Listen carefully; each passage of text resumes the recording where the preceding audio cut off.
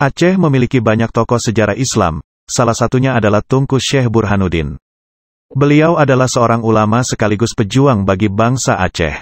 Ia merupakan salah seorang utusan kerajaan Turki untuk Aceh kala itu. Semasa hidupnya ia bertugas di kerajaan Pedir, hingga bermukim di Gigieng kecamatan Simpang Tiga Pidi, dan mempersuntingkan seorang wanita di daerah tersebut. Dalam hidupnya, ia dikaruniai beberapa orang anak, salah satunya adalah Tunku Syekh Abdussalam atau yang lebih dikenal dengan Tunku Syekh di Pasi.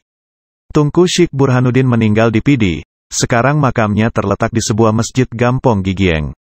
Menurut sumber yang kami himpun, Tunku Syekh Burhanuddin juga meninggalkan sebuah masjid megah dengan gaya arsitektur klasik Tiongkok.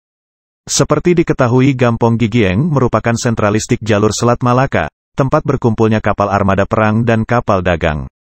Jejak kejayaan Pidi pada masa Tunku Syekh Burhanuddin dapat ditelusuri di dekat masjid yang dibangunnya.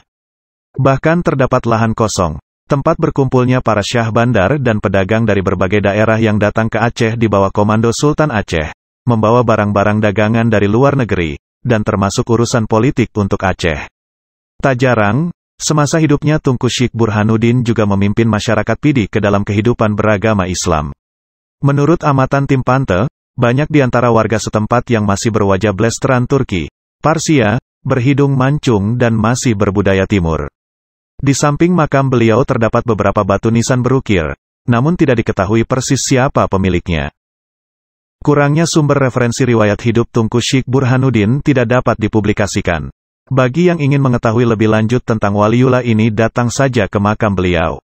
Di makamnya, terdapat pula tempat melepaskan hajatan bagi yang bernazar. Dari Pidi Pante.